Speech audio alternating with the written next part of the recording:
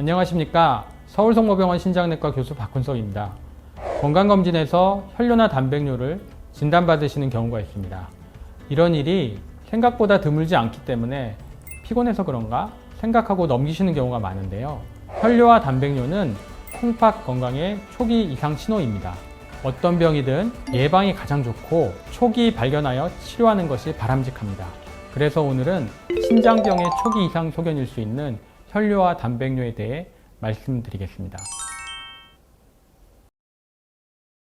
병기색이 하얀색이기 때문에 소변에 피가 섞이게 되면 금방 알 수 있습니다. 그러나 소변에서는 전혀 피가 보이지 않고 소변 검사에서 혈뇨가 보이는 소견을 현미경학적 혈뇨라고 합니다. 즉 검사실 현미경을 통해서만 적혈구가 관찰된다는 이야기이죠. 이러한 현미경학적 혈뇨는 엄격하게는 3개 또는 5개까지는 현미경 검사에서 관찰될 수 있습니다. 하지만 그 이상은 비정상이라고 말씀드리겠습니다. 그런데 여기서 또 하나 참고하셔야 될 것이 있는데요. 소변 검사에 보시게 되면 자멸 반응이라는 것이 보입니다. 이건 적혈구가 깨져서 나오는 것입니다. 그러니까 현미경학적 혈뇨가 없더라도 자멸 반응이 보이면 혈뇨가 있다고 보아야 합니다. 단백뇨 또한 혈뇨와 마찬가지로 콩팥 손상의 일반적인 초기 표지자로 생각됩니다. 그런데 여기서 조금 주의하셔야 될 점은요. 저희 진료 지침에서 혈뇨는 초기 표지자로 보지 않는 경우가 간혹 있는 반면에 단백뇨는 거의 모든 진료 지침, 가이드라인에서 신장 손상의 초기 표지자로 항상 언급하고 있습니다. 그래서 단백뇨는 혈뇨와는 다르게 절대 간과하셔는 안 된다고 생각합니다. 사실 일시적으로 혈뇨나 단백뇨가 보일 수는 있지만 이런 말씀에 혹시 간과하실까봐 말씀드리는 것이 굉장히 조심스럽습니다. 혈뇨의 경우 적혈구가 3개에서 5개 정도까지는 고령의 환자에서 비칠 수 있습니다. 하지만 말씀드린 것처럼 자멸 반응이 많지는 않은지도 반드시 확인하셔야 합니다. 단백뇨의 경우도 정상적으로 보일 수 있습니다. 사실 정상적으로 하루 종일 소변을 모았을 때 하루에 150에서 200mg까지는 정상적으로 측정이 됩니다. 단백뇨의 경우 정상 또는 악성에 비교되는 영어 표현으로 양성 단백뇨라고 불리는 카테고리에 들어가는 경우가 2가지 있습니다. 하나는 기능성 단백뇨라고 해서 열이 나거나 격렬한 운동을 한 경우 또는 환자의 상태가 안 좋은 경우 일시적으로 비칠 수 있습니다. 하지만 반드시 안정되고 나서 재검을 해보아야 합니다. 다른 하나는 청소년기 단백뇨라고 해서 콩팥을 이루는 구조물인 사구체의 성숙이 덜 일어난 경우입니다. 이러한 경우 20대 성인에서 또는 20세 전후, 늦으면 드물게 25세 정도까지 단백뇨가 보일 수가 있습니다. 청소년기 단백뇨는 활동이 있는 낮에 단백뇨가 보이고 활동이 없는 밤에는 단백뇨가 보이지 않아 낮 12시간과 밤 12시간 소변을 따로 모아 확인해 보는 것이 도움이 되기도 합니다. 따라서 이러한 청소년기 단백뇨는 기립성 단백뇨라고 불리기도 합니다. 이런 경우 시간이 지남에 따라 나이가 들면서 단백뇨는 사라지게 됩니다. 하지만 청소년기 단백뇨의 경우 절대 혈뇨는 동반되지 않습니다. 따라서 혈뇨 유무를 확인하셔야 되고요. 혈뇨가 동반되어 있다면 청소년기 단백뇨가 아닌 사구체 신염을 먼저 생각하셔야 합니다. 소변의 단백질 중 일부를 차지하는 알부민 성분반을 가리쳐 알부민뇨라고 부릅니다. 알부민뇨가 소변 전체 단백뇨보다 신장병 초기에 보여서 더 민감하다는 연구들이 있습니다. 알부민뇨나 단백뇨 2가지 모두 거의 같은 의미를 가진다고 생각하시면 될 것 같습니다. 그리고 알부민뇨의 경우에는 소아, 어린 환자에서는 다만 연구가 많이 이루어지지 않아서 소아 환자에서는 전체 단백뇨를 측정하는 것이 일반적이라고 말씀드리겠습니다. 현재는 많이 하지 않습니다. 현재는 일회성으로 시행하는 단순 뇨화학 검사가 24시간 소변 검사를 거의 대체하고 있습니다. 일회성으로 하는 단순 뇨화학 검사에서 소변의 단백질 농도와 소변의 크레아틴 농도를 나눈 것이 24시간 소변의 단백뇨 검사와 거의 비슷하기 때문에 24시간 소변 검사는 거의 하지 않습니다. 원칙적으로 원인 미상의 신질환, 혈뇨와 단백뇨가 있는데 원인이 명확하지 않다면 신장 조직 검사를 시행합니다. 혈뇨가 있는 경우에는 단백뇨가 없다면 조직 검사를 급하게 서두를 필요는 없습니다. 하지만 단백뇨가 존재하는 경우 조직 검사를 반드시 받으실 것을 권고합니다. 신장 조직 검사는 혈뇨와 단백뇨의 정확한 원인을 확인할 수 있는 가장 정확한 검사라고 말씀드릴 수 있는데요. 혈뇨나 단백뇨가 나타났을 때 이 신장 조직 검사와 함께 반드시 받아야 할 또 하나의 검사가 있습니다. 바로 자가면역 질환에 대한 혈액 검사입니다. 자가면역 질환 환자의 경우에도 신장에 부담이 가기 때문에 혈뇨나 단백뇨가 보일 수 있습니다.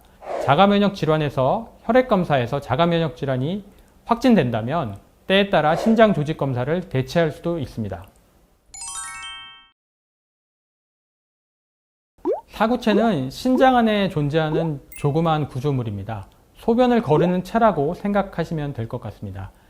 이러한 사구체에 염증이 끼는 질환을 사구체 신염이라고 합니다. 사구체 신염은 크게 1차성과 2차성으로 나눌 수 있습니다.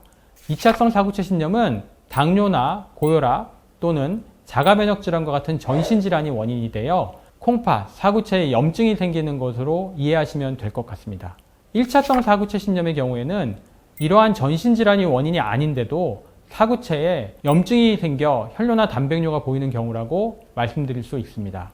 물론 1차성 사구체 신염에 대해서도 요즘에는 연구와 원인이 많이 이루어져서 비교적 원인을 어느 정도 설명할 수 있기는 합니다. 면역글로불린 A 신증은 이 사구체에 염증이 생기는 건데요. 면역글로불린 A라는 물질이 침착되는 경우를 말합니다. 면역글로불린 A란 면역글로불린의 일종입니다. 우리 몸에 감염이나 염증이 생겼을 때 또는 정상적인 경우에도 우리 몸의 면역체계는 항상 외부에서 침입을 시도하는 균들에 대하여 방어체계를 작동하고 있습니다. 예컨대 장내 정상 세균총이 존재하죠. 하지만 면역력이 떨어진다면 장내 세균이 체내로 침입하여 폐혈증이 발생할 수도 있습니다. 면역글로불린 A란 이러한 면역 반응에서 항상 만들어집니다. 이러한 만들어진 면역글로불린은 결국 간에서 대사가 되고 신장으로 배설되는 과정을 거친다고 말씀드릴 수 있습니다. 면역글로불린 A 신증 환자의 경우에는 이 면역글로불린 A의 구조가 특이해서 자꾸 사구체에 걸리게 됩니다. 그래서 사구체 염증을 유발하는 것으로 알려져 있습니다. 1차성 사구체 신염에는 침착되는 물질의 종류에 따라 면역글로불린 A 신증 외에도 막성 신증, 막증식성 신증, 초점성 분절성 사구체 신염, 미세 증후군 등이 있습니다. 그중 면역글로불린 A 신증이 가장 흔한 것으로 알려져 있습니다. 사구체 압력을 떨어뜨리는 것은 모든 콩팥병 진행을 늦추는 데에 도움이 된다고 말씀드릴 수 있습니다. 혈압약 중 엔지오텐신 차단제의 경우 사구체 압력을 떨어뜨려 단백뇨를 줄입니다. 따라서 사구체 신염 환자도 단백뇨 양이 많지 않은 경우, 예컨대 하루에 1g 미만인 경우에는 엔지오텐신 차단제 복용을 해서 단백뇨 양을 줄일 수 있습니다. 다만 혈압이 낮은 경우에도 단백뇨 양이 많은 경우가 있습니다. 이러한 경우에도 앞에서 말씀드린 엔지오텐신 차단제 소량을 처방하여 사구체 압력을 떨어뜨리는 단백뇨 감소 치료를 시도해 보는 경우가 있습니다. 하지만 이 엔지오텐신 차단제도 혈압약의 일종이기 때문에 전신 혈압을 떨어뜨려 혈압이 낮아 심한 어지러움증을 호소하는 경우가 있습니다. 이러한 경우에는 이 엔지오텐신 차단제, 혈압약 투여가 어렵습니다. 그러한 경우에는 단백뇨양이 많다면 조직 검사 후 면역 억제제 치료를 고려해야 합니다. 사구체 신염도 가족력 또는 유전되는 경우가 있습니다. 그중 면역글로불린 A 신증과 초점성 분절성 사구체 신염이 그 대표적인 예입니다. 사구체 신염의 경우에는 가족력이나 유전이 없는 특발성의 경우보다 가족력이나 유전성이 있는 경우가 더 예후가 좋지 않은 것으로 알려져 있습니다. 완치를 어떻게 정의하느냐에 따라 조금 다를 것 같습니다. 혈뇨의 경우에는 사구체 신염 환자에서 사라지는 경우는 거의 없습니다. 다만 단백뇨가 없는 것이 완치라고 한다면 사구체 신염 환자의 경우 혈뇨만 존재하는 경우가 전체 사구체 신염 환자의 약 절반 정도가 되는데요. 그러한 경우에는 장기적인 예후는 나쁘지 않습니다. 그러나 나이가 들어감에 따라서 단백뇨가 발생할 수 있고요. 그러한 상태라면 조직검사 등의 적극적인 평가가 반드시 이루어져야 됩니다. 그리고 면역 억제제 치료까지도 적극적으로 고려해야 합니다. 따라서 혈뇨만 존재하는 사구체 신염 환자도 평생 신장내과 추적 관찰이 필요하다고 말씀드릴 수가 있습니다. 사구체 신염의 치료에 관해서 말씀드리겠습니다. 먼저 말씀드린 것처럼 혈뇨만 있는 경우에는 특별한 치료 없이 단백뇨가 발생하지 않는지 정기적으로 확인하는 것이 반드시 필요합니다. 단백뇨가 있다면 엔지오텐신 차단제, 혈압약 투여를 시도하여 단백뇨를 정상 범위로 돌리는 것이 목표입니다. 그러나 이 엔지오텐신 차단제, 혈압약 투여에도 단백뇨양이 현격하게 줄어들지 않는다면 조직 검사와 함께 면역 억제제 치료를 하여 단백뇨를 정상화시켜야 된다고 말씀드리겠습니다. 면역 억제제는 특히 면역글로불린 A 신증 환자라면 1차적으로 스테로이드 단독 투여를 고려하지만 막성 신증이나 초점성 분절성 사구체 신염과 같은 다른 종류의 사구체 신염이라면 스테로이드와 함께 추가로 다른 면역 억제제 병용 투여가 필요할 수 있습니다. 혈뇨와 단백뇨가 처음 발견되는 경우에는 신장 초음파나 컴퓨터 단층 촬영 등을 시행하여 사구체라는 미세 구조물의 이상이 아닌 커다란 이상 소견이 있는지는 아닌지 확인을 하여야 합니다. 예컨대 고령의 환자에서는 종양이라든지 젊은 환자의 경우에도 결석 또는 기형이 존재하는지에 대해서 확인해야 합니다. 신장병이 진행됨에 따라 신장 피질이 얇아지고 크기가 감소하고 섬유화가 진행되어 초음파에서 신장이 밝게 관찰될 수 있습니다. 사구체 효과율이 많이 감소하지 않더라도 밝은 신장이 초음파에서 보인다든지 초음파에서 피질이 얇아지는 경우에는 그 장기적인 예후가 유지되는 경우보다 안 좋으므로 특히나 사구체 효과율 감소가 있는 만성 콩팥병 환자에서는 2, 3년에 한 번씩은 정기적으로 신장 초음파 검사를 받을 것을 환자분들에게 권유하고 있습니다. 혈뇨와 단백뇨는 신장 질환의 초기 이상 소견입니다.